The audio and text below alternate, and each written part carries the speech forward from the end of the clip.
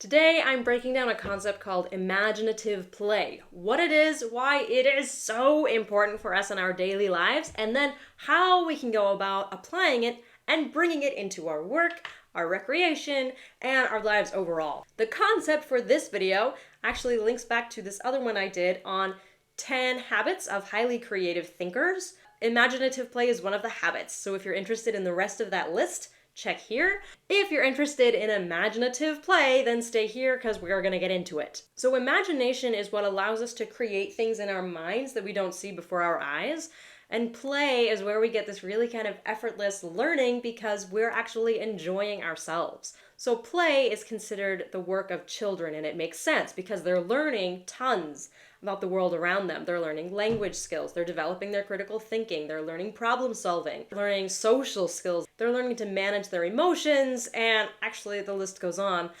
The same is true for adults. It doesn't actually stop.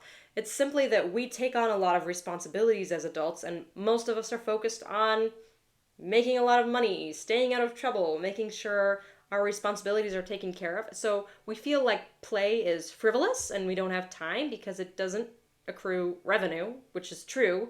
It usually doesn't, or that can't be the main focus because it has to be sort of fun and spontaneous. And allowing it to be a waste of time often gives more room for that. But the benefits are still there. It's still the place where we can do some of our best learning and growing. So imaginative play is combining this where we're doing kind of really creative, inventive work very effortlessly. Another reason I'm fascinated by this topic is I think part of what keeps us as adults from doing it is simply that we don't want to look silly. We don't want to look like we're wasting time, and we don't want to look like foolish people who do strange things, right? Many of us feel like if I'm going to have a hobby, it better be fishing or skiing, both of which are totally legitimate forms of play. Nothing against either of them. They both allow us to do all of that kind of relaxation and much of that creative work. But sometimes we hold ourselves back. So imaginative play involves a certain amount of self-confidence and courage, sometimes risk-taking. We have to be more in tune with ourselves in order to give ourselves permission to pursue the things we really enjoy. So these are all reasons I think it's so valuable and often overlooked, is because there's actually, it sounds counterintuitive, but there are often little hurdles we have to conquer within ourselves in order to play. You would think it would be very effortless, but that is part of why children play more than we do, is they aren't just self-conscious. But in my experience, when someone is pursuing something they really enjoy, they only get positive feedback. Unless you have a negative or a controlling person in your life, and then you might not be free to do many of the things you enjoy, and that is a different issue. So back to imaginative play and how we can do this as adults. The first step is actually to try and acknowledge our inner critic. And this is important the way we go about it because our criticism of ourselves comes from a useful place. We need to be able to warn ourselves from doing dangerous or foolish things so that we don't offend people around us, so that we don't get injured. That little voice that makes it hard for us sometimes to move outside of our comfort zone is there to keep us safe. But it can get a little blown out of proportion and keep us from doing many things that we enjoy in our lives. So a good exercise for all of us, whether we're aware of feeling held up or self-conscious or not, because oftentimes we don't even realize it's there, is to take a minute, take a piece of paper, and write down all of your fears. Literally, you could do this in any context. You could do this for everything you've ever been afraid of or anything you've ever been resentful of. Writing these things all out is very cathartic. But if you're writing out a list of fears specifically that are keeping you from engaging in like a playful or a kind of free-spirited activity, then usually looking at that list makes it pretty clear that we don't actually care about the things that we wrote on the list. Most of the time we have kind of foolish fears that hold us back simply because we haven't acknowledged them. So if we can take a moment to really take stock of what exactly are we afraid of, and then evaluate how serious it actually is. And we can decide very deliberately for ourselves rather than being held up by fears we're not taking the time to acknowledge. So that's the first step, is we do want to be aware of our inner critic and maybe tell it to take a little bit of a step back if it's been overbearing. Then the next step is to remember what it was that you really enjoyed as a kid. Many of us continue to love the same things. So it's interesting for myself looking back, when I was a kid, I was obsessed with imaginative role-playing games. I was always pretending to be somebody else and going on adventures, and just I lived in these imaginary worlds and I loved it. So I'm not super surprised I went on to get a degree in theater, where I could take on roles all the time for my entire time at school. A lot of my favorite things, what feels like recreation for me, would be acting in a play or playing kind of role play games like charades. I love my work teaching theater because I'm bringing others into these big group games, and they're very imaginative and creative, and that's something I've always really enjoyed. But many people won't apply it necessarily to their career. But let's say you loved building with Legos and then you went on to be an engineer. Okay, oftentimes it does connect. It doesn't have to, though. Maybe you loved Play-Doh and you would really enjoy baking bread, right? There might be something there that you don't have incorporated in your life that if you tracked it back would just bring you a lot of like easy fun, and you would be learning as you did it. So think back, what are the things you really enjoyed as a kid, and is there some adult version of it you could now apply in your life? The next one is not to share your fun play experiences online. I mean, that's not a hard rule. If you have a great time, someone captured it on their phone and you want to share it for your friends, that's fine. But there is a competitiveness that's come into our recreation now because of social media, where we feel like we need to show that we had as good a time as these other people. And that is taking all of the energy out of the play.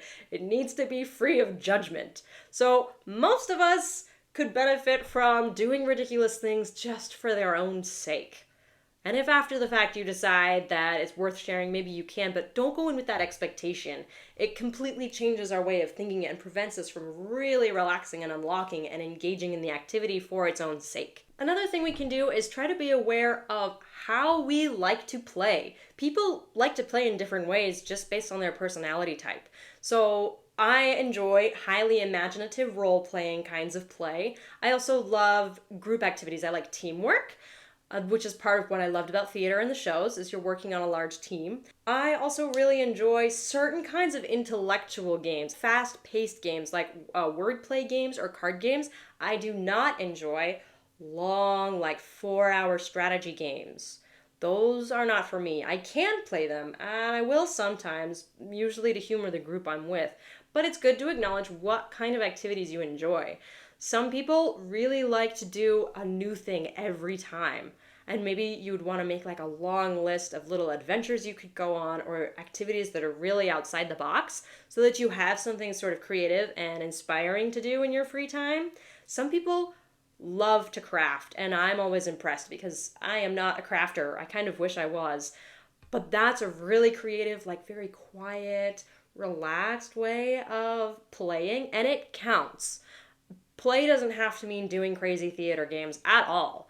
We have a lot of sources for it structured into our lives that are great. So think of how do you like to play, and don't worry about the ways in which you don't. You don't have to do those. It's just a matter of making space for the things that you can do that you really enjoy. And speaking of making space, that is the next important thing. We need to find room in our lives for this. It's not enough to just say, oh yeah, I'll play a board game, in 3 months when everyone's home for Christmas. Yes, that is good, and do it, but find ways in your schedule. Give yourself a break.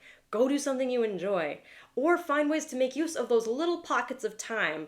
Can you sing that song really loudly in the car during your boring commute? I mean, maybe that would be really fun and cathartic as opposed to listening to the news. Who knows? And nobody will hear you, and if they do, who cares? You will literally never see that person in the car 2 doors over ever. And if you do, the odds are really good that they were just pleased to see someone singing loudly in their car on their way to work. I mean, serious, once we stop worrying so much what people think, we get a lot of freedom out of it. So look for those, what are the pockets of time that you can make a little better use of? And again, it doesn't have to be big and absurd. Maybe during your coffee break at work, you're going to sketch really quick. A lot of this has to do with making use of time without going back to our phones because they're so easy. They do all the work for us. We're not exercising our brains. We're not becoming more creative. We're not really playing. We're being passively entertained. And what we want to do is find ways to be more actively entertained. And that will make us not only more interesting people to talk to, it'll help us in our thinking and our creating, and it'll bring all of those benefits of play that I mentioned at the beginning. So there you have it. I hope you feel very persuaded and encouraged to bring some play and imaginative creativity into your daily lives. Give yourselves a little bit of permission to just unwind and to be sort of actively entertained by ourselves and our own minds and our own inner worlds, or with another person, rather than being passively entertained and letting all of our free time pass us by without taking stock of what an opportunity that really is. Then I hope this can bring a little more energy and zest into your work and your life overall. Thank you again for watching. If you found value in this content, go ahead and subscribe, and I will see you next time.